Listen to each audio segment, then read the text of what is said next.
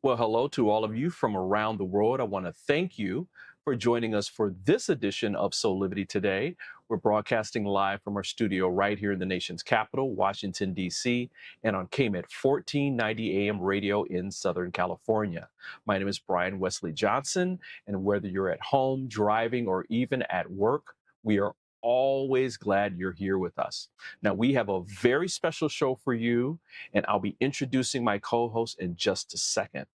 But first, let's start here. Early Tuesday morning, a cargo ship traveling through the Patapsco River lost power and collided with the Francis Scott Key Bridge in Baltimore, Maryland, which is just about an hour or so north of here in Washington, D.C. Now, rescuers immediately sprung into action where rescue efforts began to search for the dozen or so missing people who had been working or driving on the bridge that morning. Now, both Governor Wes Moore and the mayor of Baltimore, Brandon Scott, reacted to this tragedy swiftly, echoing feelings and thoughts of the community at large. A short time ago, we spoke with Maryland Governor Wes Moore to ask about the families of the missing and the survivors. And what do we know about the victims' families? How are they doing? I had the chance to spend time with the victims' families, and they're distraught and they're heartbroken. But I tell you, the hopefulness that they have. These are very prayerful families, and I had the chance to pray with them and pray for them. They define what it means to be Maryland tough and to be Baltimore strong. Two people were miraculously rescued. What do we know about the survivors? So there are two people that we know of. One who's actually in shock trauma right now, and so we have a remarkable shock trauma unit here in the city of Baltimore, and they're actively working on one individual and another individual who was actually the leader of that group who watched it all take place, and I had a chance to spend time with him, and literally he tells a story where he was actually walking away from the bridge when the bridge began to collapse. And so he's watching what happened to him, and even as he said that was all God's grace. That's incredible. So essentially, he barely escaped. He barely escaped. I mean, this was an absolutely catastrophic event. And Governor, I know so many people depend on this bridge to get to work. How quickly can this bridge be rebuilt? This is going to be of a top priority for us to make sure that we can get this bridge built back up. Well, this is a tragedy that you can never imagine, right? And I was awake when Chief Wallace called me, but never would you think that you would physically see the Key Bridge tumble down like that. It looked like something out of an action movie. And you just think about, most importantly, which is what we all should be thinking about right now, nothing but those families and people that are impacted, and those people who are risking their lives right now, from not just Baltimore City and Baltimore County, but all over the state, to try to save lives. That should be our focus, the preservation of life, because no one wants to see that happen, let alone someone in their family, someone that they know, be injured in an incident like this. Now, many of you around the world know about this news, right? And maybe wondering why I'm reiterating information that has been widely reported on. Well, in the midst of this accident that has global effects, I mean, the national economy and the world's economy depends on the port of Baltimore, which is closed right now. And that port handles more cars and more farm equipment than any other port in the country. Right-wing politicians decided to make this important event about something that isn't anywhere near relevant to this moment or time. They made it about diversity, equity, and inclusion. That's right, DEI. You can't make this stuff up, folks. I personally believe that this was a dog whistle, and that the meaning, them using this terminology meant something else. And I'm recalling the times at which both political parties would come together to be united in times of a national crisis. Well, I guess those days are gone.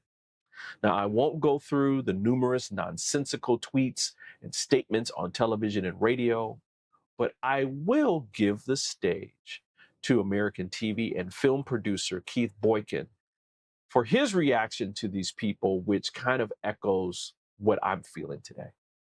As soon as the cargo ship hit the bridge in Baltimore, conservatives couldn't wait to blame DEI. According to them, everything that's wrong with America is because of DEI, woke policies, and affirmative action. A train derailment. After seeing another Norfolk Southern train derailed this weekend, I was reminded of the fact that the company wrote to shareholders stating that it is focused on DEI. A plane accident. CEO of Boeing to step down this year. Did you have that on your 2024 bingo card? Take a look. This is all in the face of DEI. A bank collapse. Because the reason that the risk assessment team was looking the other way the entire time at SVB was because they were too busy with the woke distraction. A bridge falls down. But of course, you've been talking a lot about the potential for wrongdoing or potential for foul play given the wide open border. They even called the mayor of Baltimore the DEI mayor. Never mind that the train company, the aircraft manufacturer, and the bank are all run by white men. Now, because of DEI,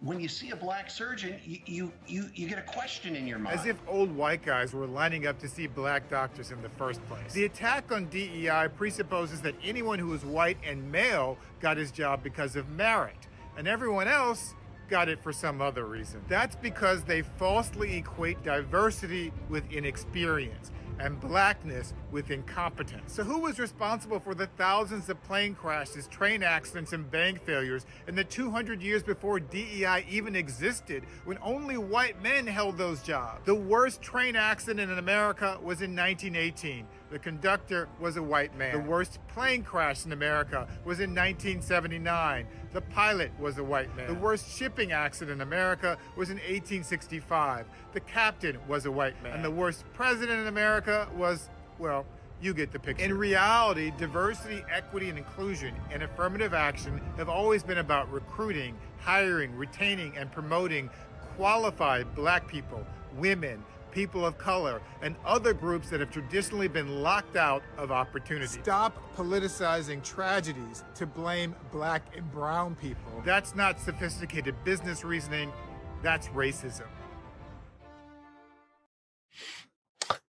That's racism. That is racism, folks.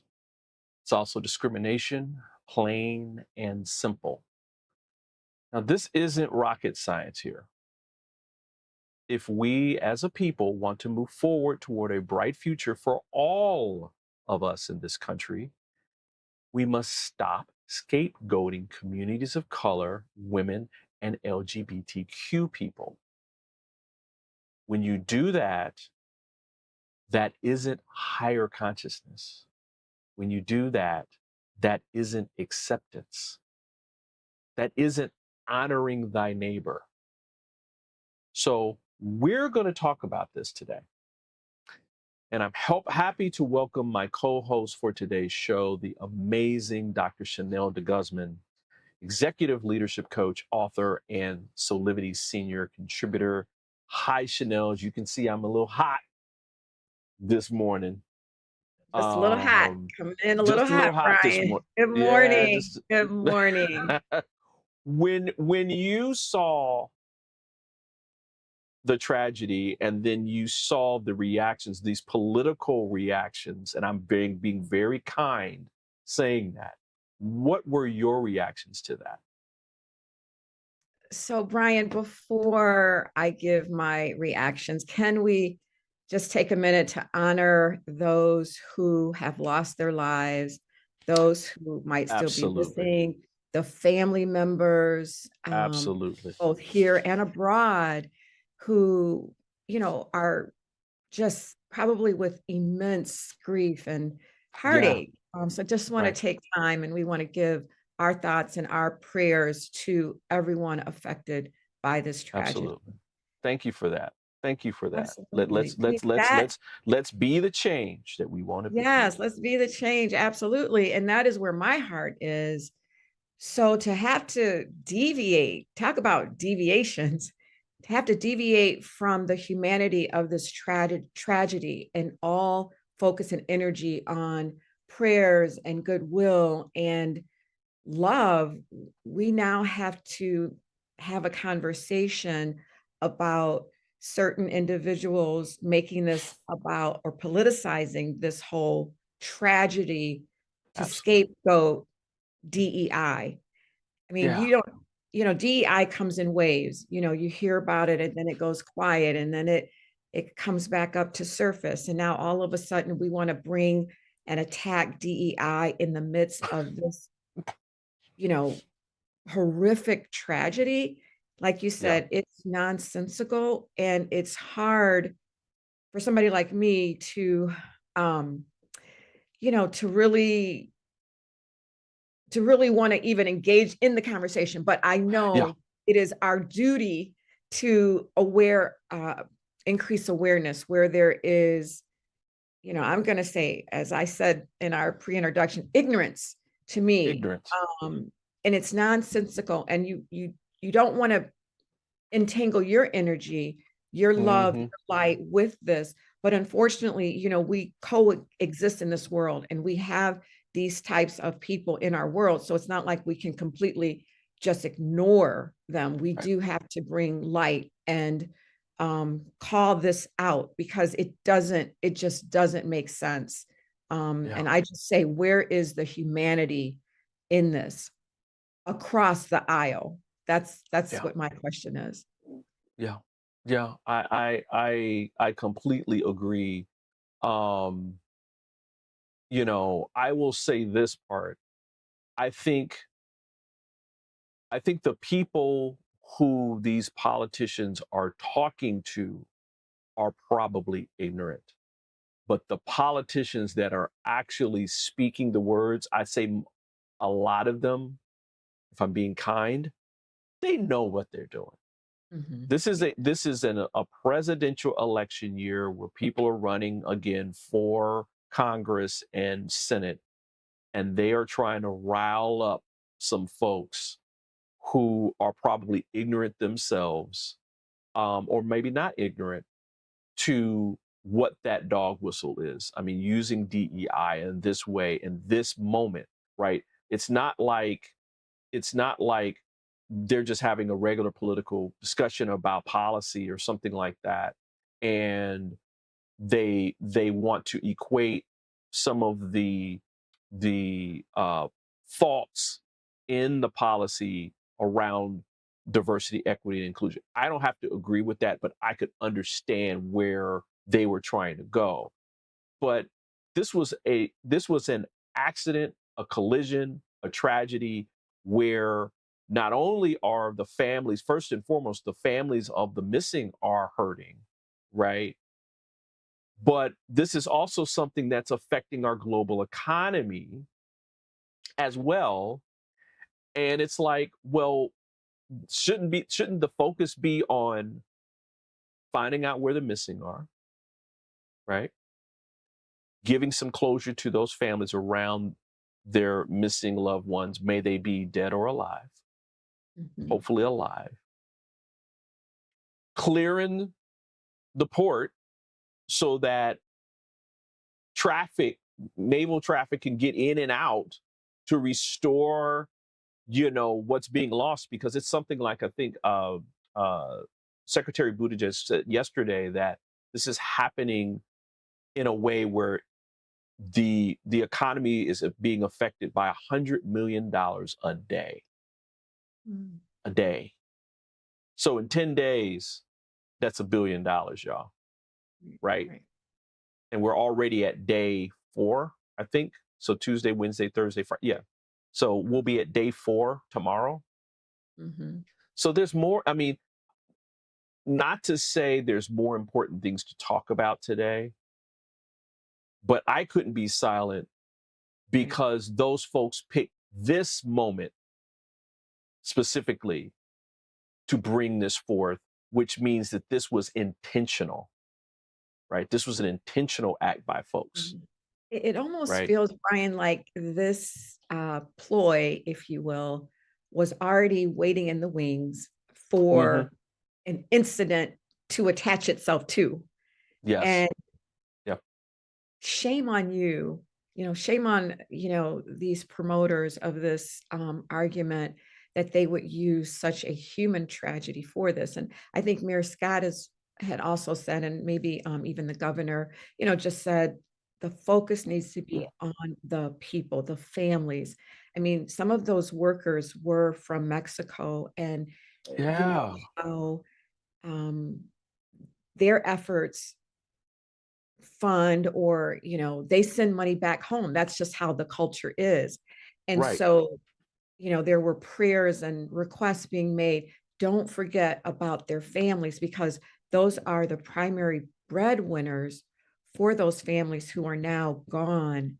And Right. so just coming together as a community, especially in the Baltimore area, is what they were saying, for us to not forget these families and figure out how can we support those particular families. So again, to take the focus off of the most important thing, and like you said, the economic impact that this is all going to, Hmm. I mean, this is going to be Hmm. a ripple effect throughout that community, throughout, different parts of the United States, and like you said, globally. And Right. so what are we doing to shore that up? Um, and in addition, I understand that there were tragedies, in the construction in the bridge area the year before. So, just looking at the engineering, the structural integrity of bridges, how are they being maintained and reinforced? And, Right. what about those questions Right. Right. for the And, s- safety? and so those are all the things that you astutely point out that I think we should be keeping our eye on. And if it's about infrastructure as a whole, then that's something that you can politically kind of talk about. Hey, are we going about this the right way? But there was an infrastructure bill passed last year. They're implementing it throughout the last few years. Just to bring forth information that the Coast Guard brought forward too was in terms of this bridge, even if it had been reinforced and all this kind of stuff, we're Mhm. talking about a 1,000-foot fully loaded cargo ship that was running anywhere between 8 to 10 knots, which is about 12 to 15 knots per miles per hour, with Mhm. hundreds of tons of stuff on it. Right. The bridge was going to come down based With that upon collision. where it hit. It hit one of the main pylons and completely destroyed it. That bridge was going to come down, right? Mhm. Because of that. And so I just want Mhm. to make sure that people understand this. Also, we know now that the ship, it wasn't pilot error or anything like that. The ship lost power Mhm. 3 times before it hit the pylon. It lost power the last time right before it hit, and they were trying to turn the ship, and it just failed at that point. Right. So this was an accident, and there's no one, quote unquote, to blame. The ship had been inspected. I mean, they're going through the process of investigation. They said this investigation is probably going to take a couple of years to go Mhm. through. Mhm. But we're going to have answers, and the bridge will be rebuilt. The Biden administration has, uh, already started moving funds for the recovery, to get the port cleared, and to start the initial assessments around rebuilding. Mm. From what Secretary Buttigieg said yesterday during his press conference, the Francis Scott Key Bridge took about 5 years to build in, I think, the 60s or 70s. My guess is it won't take as long because there's new technology Mhm. around that. So it could make 2 or 3 years, we could have that bridge rebuilt. And so there's going to be a lot of pain from people in that community, to your point earlier, Chanel, where they've got to drive around the the port of Baltimore to go either south or north, where they were able just to, on that side of the world, they were able just to go across the bridge. Also, businesses are going to be suffering because they also have to think about rerouting traffic and that kind of thing. And so just want to make sure that we use today as a teaching moment around this, bring some awareness in, to uplift the conversation and block out those folks that are talking nonsense, because this is what this is. This is nonsense. And as I told you, Chanel, my daddy told me a long time ago, don't try to make sense out of nonsense. That's right. Don't try to do that. Right. Don't try to do that. So listen, we're going to take a break. We're going to let all this kind of settle in. So you might want to go get another cup of coffee or tea, or if you're watching us later on KMET or here on Soulivity TV, maybe a glass of wine or something like that, because we got more coming up. So we're going to take this break and we'll be back in about 2 minutes.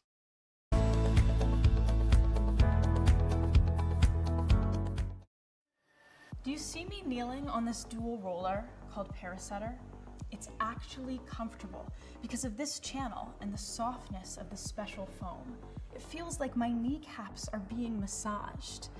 When I lie down, my spine is housed in this channel, while the convex rollers massage my muscles. They let go and lengthen. There's a traction effect from my head on the headrest and my mid-back from the rib wrap, which hugs me. When I start the breathing sequence, I feel calm because my cortisol levels are dropping. Lower cortisol means bye-bye constant hunger. Parasetter is 40 inches long and much more comfortable than old-style rollers, but it weighs only 10 ounces.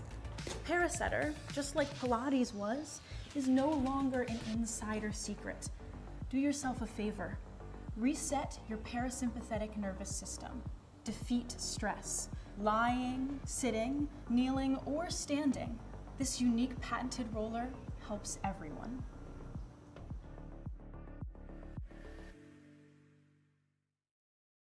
Join us every weekday at 8 a.m. for Soulivity Today. Whether you're just starting your day or on the road, Soulivity Today will make your days better. We will empower you with authentic conversation about the latest news and trending topics. Plus, you won't want to miss our interviews with industry experts. So sit back, relax, and get ready for a whole lot of fun. Soulivity Today, weekdays at 8 a.m. only on KMET 1490 AM radio and ABC News affiliate.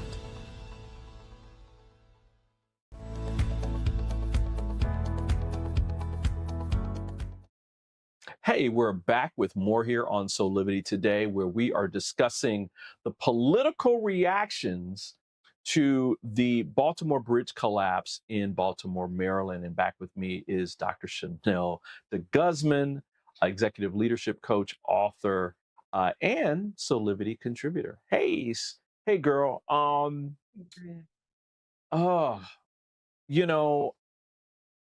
When I'm thinking about all this nonsense, I'm thinking about the fact that in a lot of minority communities, they face this stuff day in and day out, both personally and professionally.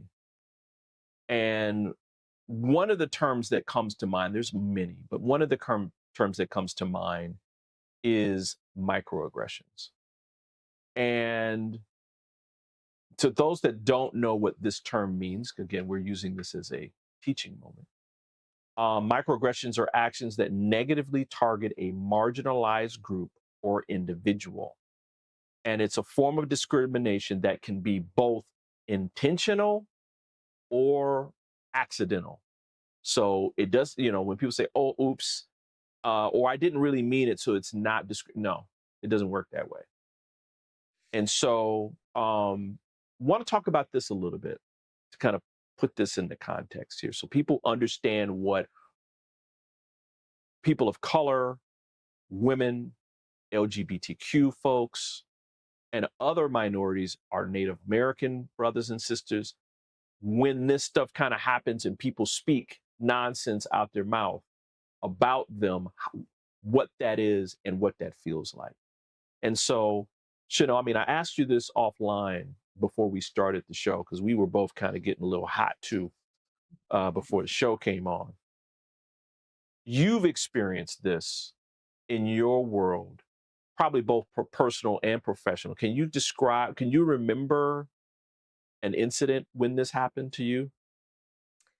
Yeah, Brian, in the workplace is where I mostly have experienced microaggressions, and they are subtle jabs, subtle oversights on, essentially, to me, a subtle attack of your gender, your race, your sexual orientation. And for me, it's more of a gender issue. So being perceived as a Black woman, with authority, you are sometimes undermined, and you might be essentially attacked. I mean, I remember a white male who actually, surprisingly, but not surprisingly, was LGBTQ, but yet he would come after me because of the authority. So we were both directors in the same office. And one time our boss was out of the office, and instead of like sharing the authority, he basically tried to undermine my authority. And we ended up getting into this heated argument, which everybody heard, even though our door was closed. And when the boss came back, it really came down to kind of blaming me for, not being cooperative or not being a team player, even though this particular individual basically kind of came at me and more or less verbally attacked me. In the end, and that sometimes happens when, especially you've got quote unquote two, I'll say minorities in the same space. In the same space. One person may be perceived as, having more authority. Now, he looked white male.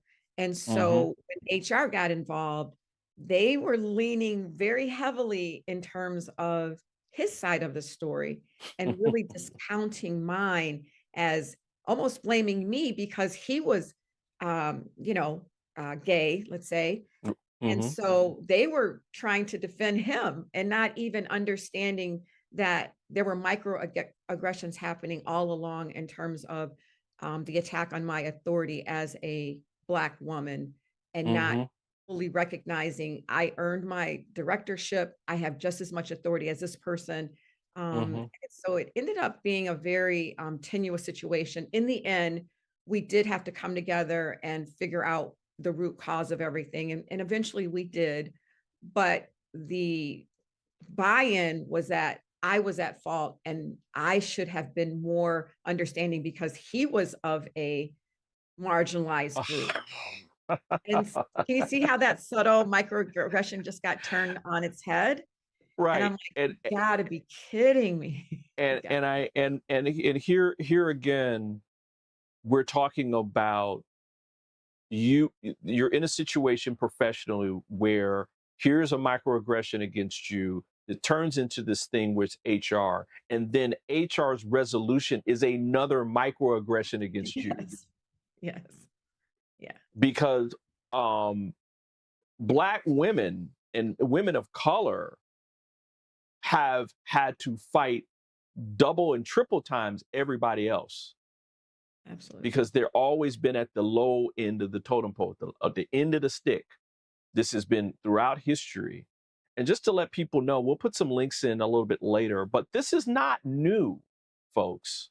So if you're thinking all this stuff is new and all this is just recently been happening, I will point out one great, huge microaggression that happened just recently.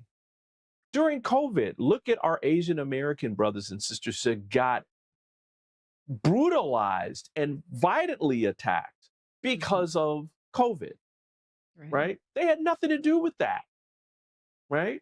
Yet they were aggressively and violently attacked. I mean, the amount of Asian hate just rose tremendously during that time. And the Which violence too. and the violence. I mean, how many? I mean, elderly Asians were attacked on the street just for no, for no reason at all. So this is not something that is like, oh well, this is just happening, this is all in our minds and all this. This is documented throughout history.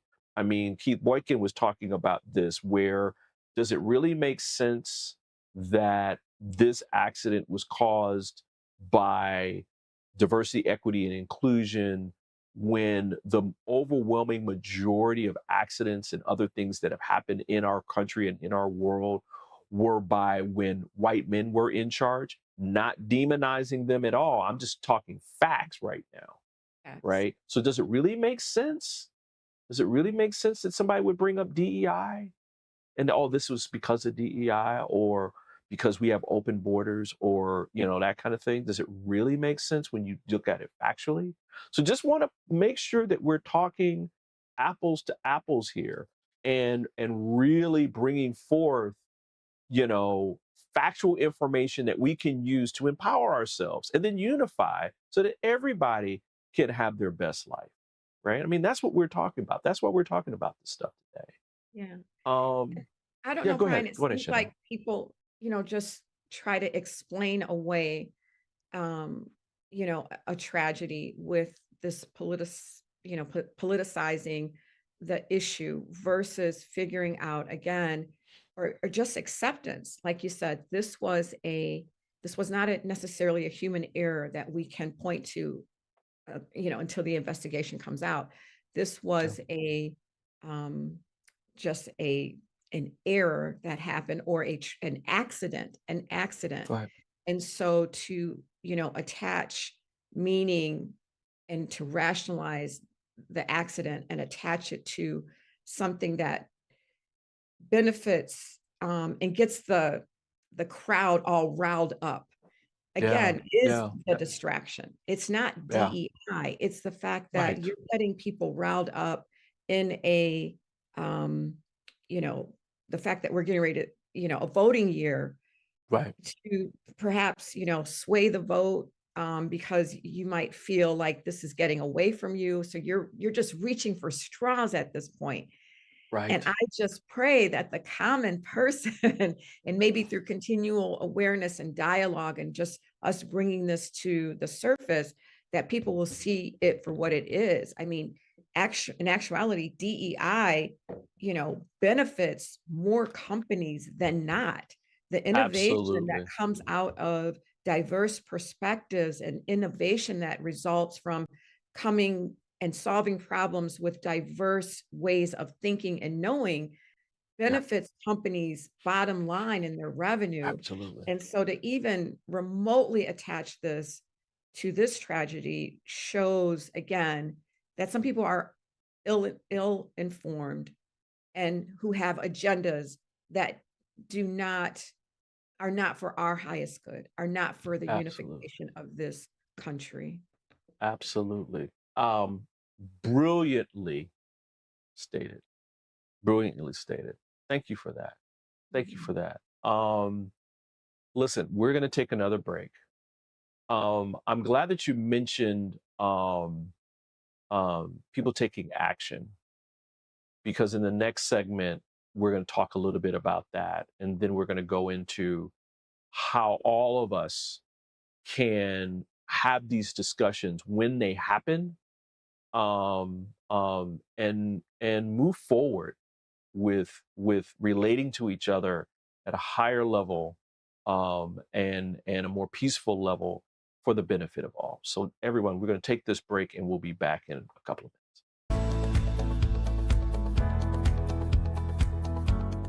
Hi there, this is Brian with Soulivity.com. I want to share some exciting news about our new Aspire Academy by Soulivity. Now, you probably want to know what the Aspire Academy by Soulivity is. Well, it exclusively connects you with people around the globe and who share the intense desire to improve themselves and create a better life for themselves today. There's classes, there's workshops, there's live events, and even more exclusively just for you.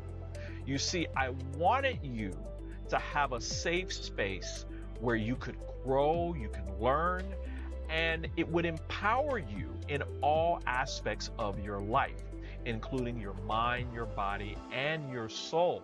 So how do you get started? Well, it is so easy. First of all, the best part, joining Aspire Academy is absolutely free. Just click on the Join Now button, sign up, and begin your journey. As a special part of this invitation to you, there are some free courses that are available for you to try from our amazing roster of coaches and collaborators. It's our way of saying thank you for all of your support and being with us along our journey of expansion. I hope you enjoyed the Aspire Academy by Soulivity today. Start the process.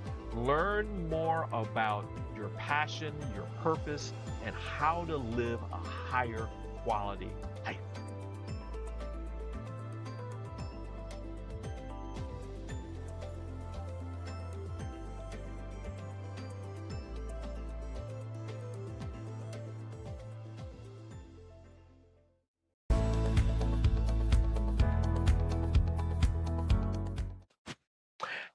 Hey, we are back with more here on Soulivity today, where we are discussing the political reactions to the Baltimore bridge collapse.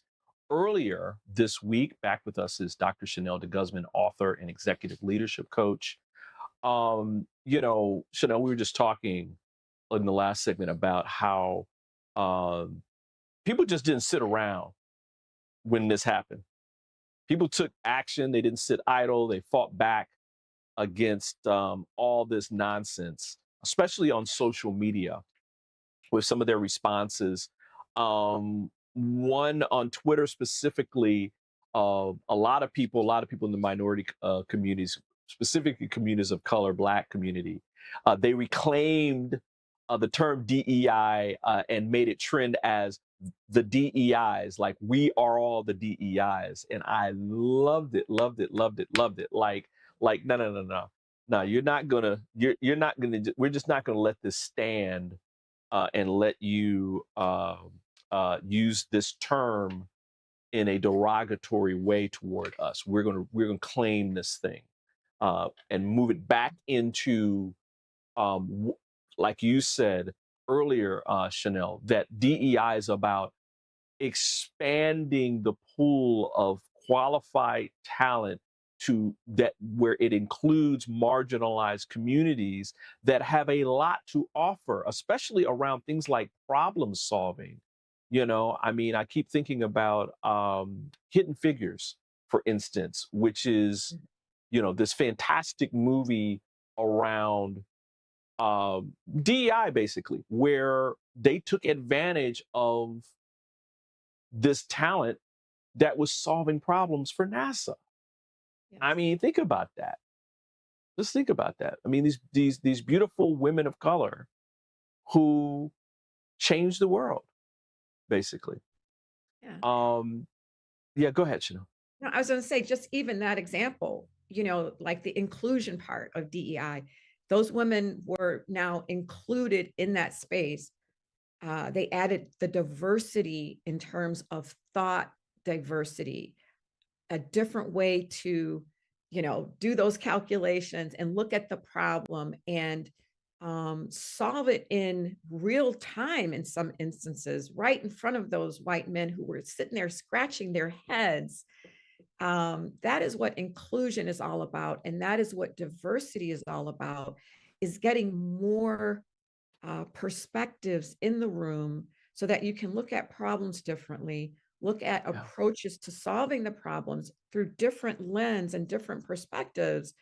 And you come out with a higher result, a higher solution than if you have the homogeneous collection that thinks the same way, that has the same background, that, comes to problems with the same types of experiences. This is why those companies that realize that DEI is of value, profit more than those who don't. And Absolutely. it's just amazing the lack of opportunity sometimes, and that is left on the table because people have these ill-informed notions about DEI. And I'm so glad that we are coming out and reclaiming the positive nature of DEI, because it is of benefit. I mean, just think about our Absolutely. world. I mean, we can't exist without each other, honestly, if you really think about Absolutely. it. Absolutely.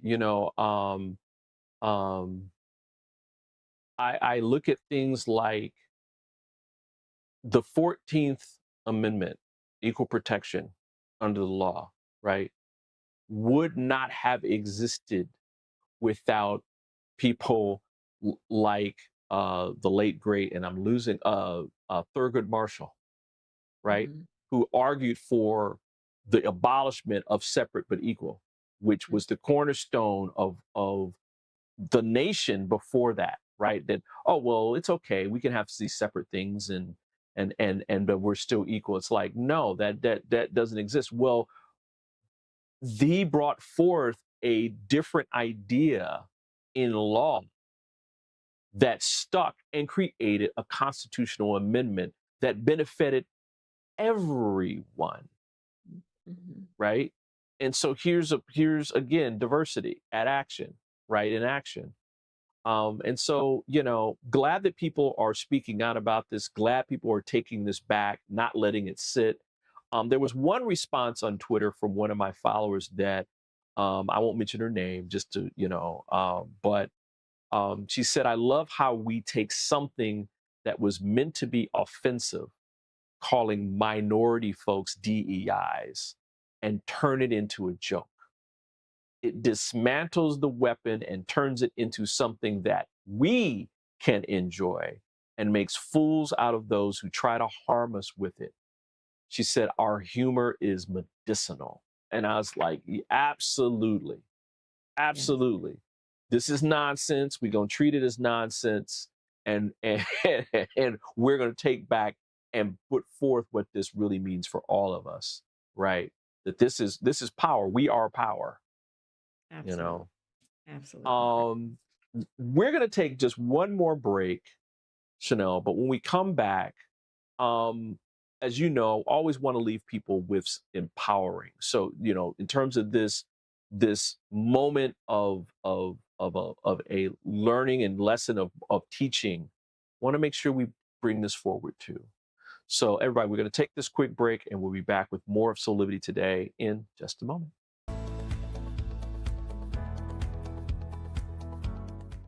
Hi there, Sheila Applegate here with some exciting news. I've joined the incredible Soulivity team as the host of the new Consciously Awesome live show, where I will be sharing insights to help you discover your full brilliance and claim the vibrant life you deserve. So tune in every Wednesday right here on Soulivity TV to join the fun, and remember to subscribe to the channel so that you don't miss a single episode. Have an awesome week, and I will see you on Wednesday. Have you ever asked the question, if I was to be anything, what would I be? Regardless of money, regardless of status, beyond popularity and fame. Living your passion, feeling your life has purpose. Soulivity is a space to nurture that which lives in all of us. A place where work can become play, and doing what we love creates the dreams of a lifetime.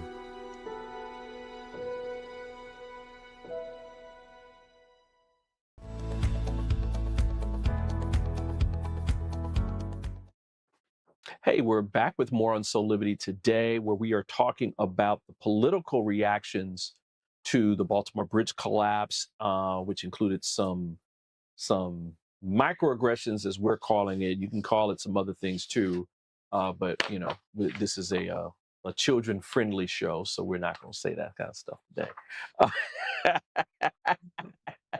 Chanel, I like the fact that throughout the show we've been kind of like interjecting some more empowerment and inspiring kinds of things to raise the conversation up, uh, to help people understand that how this was handled was not cool, right? In terms of how people came out and just made this political kind of stuff.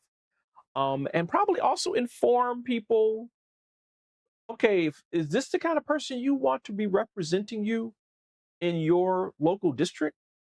I mean, because this is also what this is about, right? Um, just want to end today's conversation with some thoughts about, you know, how people can be mindful of their words and their thoughts when they're speaking to people in general, but specifically marginalized communities, because this has been going on for a long time. And if, you know, we want to help people be the change that they can see. And so um, I found some information from Kevin Nadal, who's a professor of psychology at John Jay College of Criminal Justice, who spent years researching and writing books on the effects of microaggressions, and says that, you know, as big structural issues play out, it's also important to confront the small stuff too. So these small microaggressions, and he has 3 ways to do it. And I'll kind of go through these real quickly, and then I'll get some reaction from you while we still have time. 1, do your own work. Do your own work, even, you know, before you even get to a microaggression, right? Read blogs and personal essays. Understand the lived experience of historically marginalized groups. Watch documentaries and try to think outside of your own perspective. It's really, really good. Set realistic expectations of what you want from these conversations. Also think about, is this actually helping? Such a really important aspect, right? Is this a conversation that I view as being helpful in any way, shape, or form? It's important to acknowledge that no one is going to learn everything in one conversation overnight, right? And 3, always be aware of yourself and your mental health when having these conversations. So vitally important. In a world where we all fought for social justice all the time, we would be getting into productive arguments and fights and having protests every day and changing laws, but we don't and we can't, because we are also human and we need to rest. Yes. So it is okay for you to walk away when you can walk away. That is absolutely right. Those are great points, Ryan. I'm so glad that you raised those in terms of leaving the audience with some tangible steps that they can take. And I would add to that, love thy neighbor. I mean, simple, you know, it sums it all up with these words: love thy neighbor as thyself. Remember to express the humanity in this situation. So when you're in dialogue and you've got somebody spewing off this other, you know, nonsense, remember what you stand for and speak power to truth. And, you know, I wouldn't necessarily engage with people that are speaking this nonsense, you know, face to face or head on. I mean, there's a certain point that you do need to walk away, but recognizing what you stand for and your values and reinforce that. And then try in some way, whether it's a prayer, a thought, send your energy, send your, you know, good vibrations in that community's way, and, you know, make a donation, do something positive. And then remember something, Brian, you said, remember to hold these people who are spewing this negativity, this scapegoating. Remember to hold those people accountable when it comes time to vote, when it comes time to lend support. You know, don't let people off so easily. Right. Hold them accountable. but it does come back to you and what you stand for and your values. So, stand up for the right thing and show your humanity, your love. That is the focus of this particular tragedy. Mm, Thank you for that. Thank you for that. Oh man, I wish we could keep talking about this because this is so important. Maybe we'll talk about this again sometime. But right now, I'm thinking that if you need some support through stuff like this, especially women who are professionals, go check out Chanel. She has got some complimentary coaching sessions that she's got available. You can reach her at 313-410-9909. Chanel, talk a little bit about these, maybe 30 seconds or so. Yeah, Brian, we talked about microaggressions. You can be stymied in your career because you're reacting to these microaggressions in a less productive way that ends up getting you blamed, like unfortunately I experienced. But through that empowerment coaching, you can take that power back and chart your own course. So definitely reach out to me, especially if you're facing any of these types of situations. If it doesn't feel right, you need to say something and get some support. So happy to chat with you about your experiences. Excellent, excellent. Again, that number is area code 313-410-9909. These are complimentary coaching sessions, so you can begin to start your next chapter of your life today. Chanel, thank you so much for being here. I appreciate you so much. I appreciate you, and thank you for raising this, Brian. Hey, you know how I roll. You know how I roll on this stuff. Listen, want to thank all of you for being here. I just want to remind you that you can join us every weekday right here on Soulivity TV, Monday through Friday at 8 a.m. Eastern for our live broadcast. We're now rebroadcasting the show at 6 p.m. too, so you can join us later on in the day, or you can watch us and listen to us at KMET 1490 AM radio at 8 a.m. Pacific time for all of you out on the West Coast. Listen, gotta go, but keep on working that passion and purpose because you are going to create your best life today. We'll see you soon. Bye for now.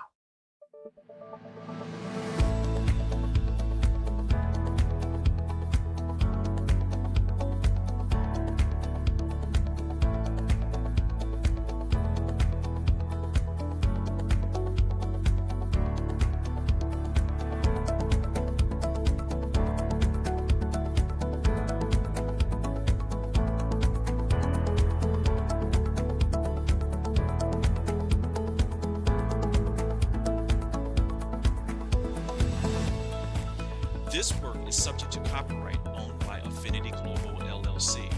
Any reproduction or republication of all or part of this is expressly prohibited unless Affinity Global LLC has explicitly granted its prior written consent. All other rights reserved.